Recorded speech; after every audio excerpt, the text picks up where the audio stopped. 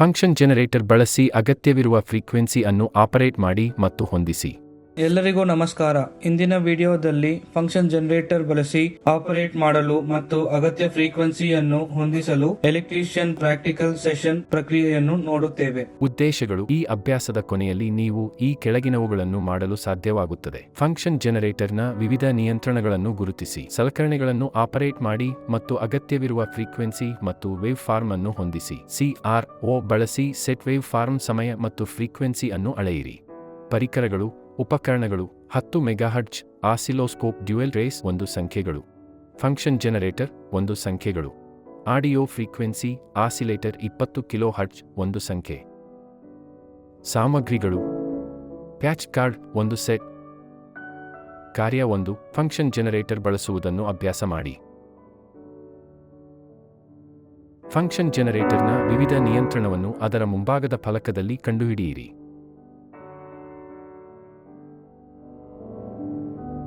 Amplitude adjustment knob ಅನ್ನು ಕನಿಷ್ಠ ಸ್ಥಾನಕ್ಕೆ ಇರಿಸಿ. ಪಕ್ಸ್ ಕೇಬಲ್ ಅನ್ನು CROಗೆ ಸಂಪರ್ಕಿಸಿ ಮತ್ತು CRO ಕೆಲಸದ ಅಳತೆ ಪರಿಸ್ಥಿತಿಗಳನ್ನು ಹೊಂದಿಸಿ. ಪ್ಯಾಚ್ ಕಾರ್ಡ್ಗಳನ್ನು ಬಳಸಿಕೊಂಡು ಫಂಕ್ಷನ್ ಜನರೇಟರ್ನ ಔಟ್ಪುಟ್ ಟರ್ಮಿನಲ್ಗಳನ್ನು CROನ ಇನ್ಪುಟ್ ಟರ್ಮಿನಲ್ಗಳಿಗೆ ಸಂಪರ್ಕಿಸಿ. 2 ಉಪಕರಣಗಳನ್ನು ಆಫ್ ಭಂಗಿಯಲ್ಲಿ ಇರಿಸಿ.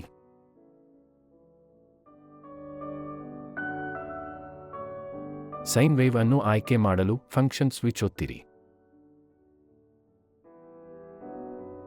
10K ಎಂದು ಗುರುತಿಸಲಾದ ರೇಂಜ್ ಸ್ವಿಚ್ ಒತ್ತುವ ಮೂಲಕ 10 ಕಿಲೋಹರ್ಟ್ಜ್ ಶ್ರೇಣಿಯನ್ನು ಆಯ್ಕೆ ಮಾಡಿ.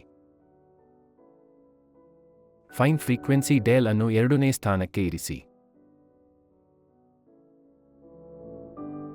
CROನಲ್ಲಿ AC DC ಸ್ವಿಚ್ ಅನ್ನು AC ಸ್ಥಾನಕ್ಕೆ ಹೊಂದಿಸಿ.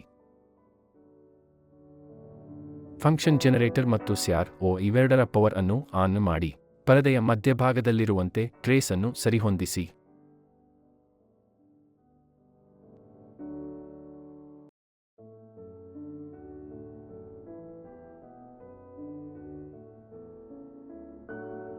ಫಂಕ್ಷನ್ ಜನರೇಟರ್ನ ಆಂಪ್ಲಿಟ್ಯೂಡ್ ನಾಬ್ ಮತ್ತು CROನಲ್ಲಿನ ವೋಲ್ಟ್ಸ್ ದೇವಿಯನ್ನು ಸರಿಹೊಂದಿಸಿ. ಪರದೆಯ ಮೇಲೆ ಸ್ಪಷ್ಟವಾದ ಸೈನ್ ವೇವ್ ಅನ್ನು ಪಡೆಯಲು ದೃಷ್ಟಾಂತವನ್ನು ಅನುಸರಿಸಿ.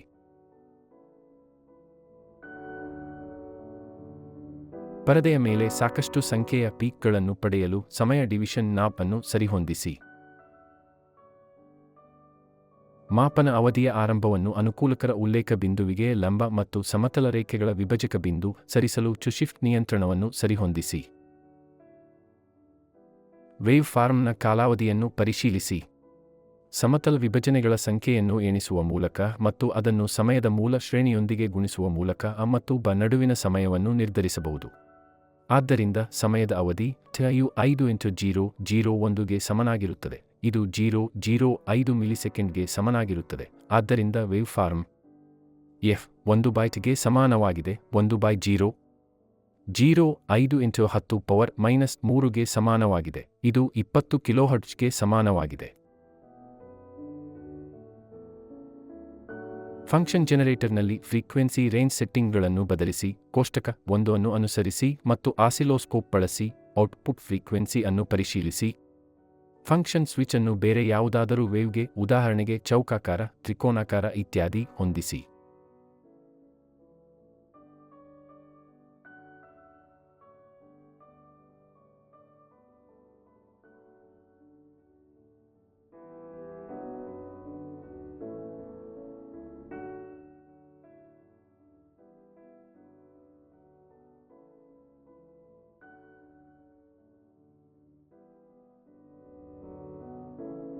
ಕಾರ್ಯ 2. AF ಆಸಿಲೇಟರ್ ಬಳಸಿ ಅಭ್ಯಾಸ ಮಾಡಿ.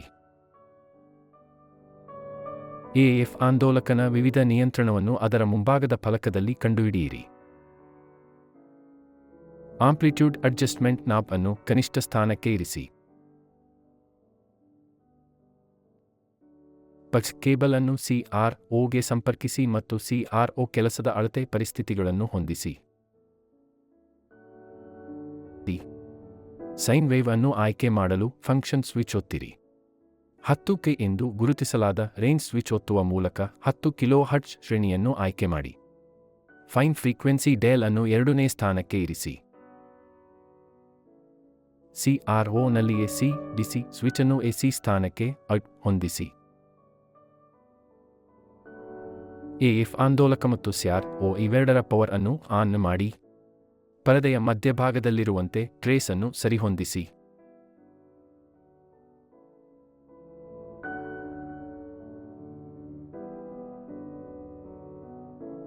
AF ಆಂದೋಲಕನ ಆಂಪ್ಲಿಟ್ಯೂಡ್ ನಾಬ್ ಮತ್ತು CRO ನಲ್ಲಿನ ವೋಲ್ಟ್ಸ್ ಡಿವಿಯನ್ನು ಸರಿಹೊಂದಿಸಿ. ಪರದೆಯ ಮೇಲೆ ಸ್ಪಷ್ಟವಾದ ಸೈನ್ ವೇವ್ ಅನ್ನು ಪಡೆಯಲು ಅನುಸರಿಸಿ. ಪರದೆಯ ಮೇಲೆ ಸಾಕಷ್ಟು ಸಂಖ್ಯೆಯ ಪೀಕ್ಗಳನ್ನು ಪಡೆಯಲು ಸಮಯ ಡಿವಿಷನ್ ನಾಬ್ ಅನ್ನು ಸರಿಹೊಂದಿಸಿ. ಮಾಪನ ಅವಧಿಯ ಆರಂಭವನ್ನು ಅನುಕೂಲಕರ ಉಲ್ಲೇಖ ಬಿಂದುವಿಗೆ ಲಂಬ ಮತ್ತು ಸಮತಲ ರೇಖೆಗಳ ವಿಭಜಕ ಬಿಂದು ಸರಿಸಲು ಶಿಫ್ಟ್ ನಿಯಂತ್ರಣವನ್ನು ಸರಿಹೊಂದಿಸಿ. ವೇವ್ ಫಾರ್ಮ್ನ ಕಾಲಾವಧಿಯನ್ನು ಪರಿಶೀಲಿಸಿ. ಸಮತಲ ವಿಭಜನೆಗಳ ಸಂಖ್ಯೆಯನ್ನು ಎಣಿಸುವ ಮೂಲಕ ಮತ್ತು ಅದನ್ನು ಸಮಯದ ಮೂಲ ಶ್ರೇಣಿಯೊಂದಿಗೆ ಗುಣಿಸುವ ಮೂಲಕ ಮತ್ತು ನಡುವಿನ ಸಮಯವನ್ನು ನಿರ್ಧರಿಸಬಹುದು. AF ಆಂದೋಲಕನಲ್ಲಿ ಫ್ರೀಕ್ವೆನ್ಸಿ ರೇಂಜ್ ಸೆಟ್ಟಿಂಗ್ಗಳನ್ನು ಬದಲಿಸಿ. ಕೋಷ್ಟಕ 1 ಅನ್ನು ಅನುಸರಿಸಿ ಮತ್ತು ಆಸಿಲೋಸ್ಕೋಪ್ ಬಳಸಿ ಔಟ್ಪುಟ್ ಫ್ರೀಕ್ವೆನ್ಸಿ ಅನ್ನು ಪರಿಶೀಲಿಸಿ. ಫಂಕ್ಷನ್ ಸ್ವಿಚ್ ಅನ್ನು ಬೇರೆ ಯಾವುದಾದರೂ ವೇವ್ಗೆ, ಉದಾಹರಣೆಗೆ ಚೌಕಾಕಾರ, ತ್ರಿಕೋನಾಕಾರ ಇತ್ಯಾದಿ ಹೊಂದಿಸಿ.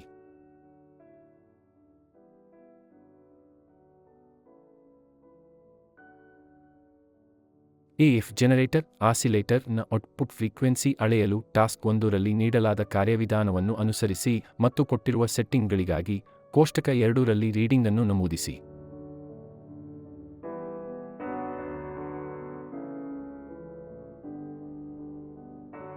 ಹೇಗೆ ಮಾಡಬೇಕೆಂದು ಕಲಿತಿದ್ರಿ. ಫಂಕ್ಷನ್ ಜನರೇಟರ್ನ ವಿವಿಧ ನಿಯಂತ್ರಣಗಳನ್ನು ಗುರುತಿಸಿ.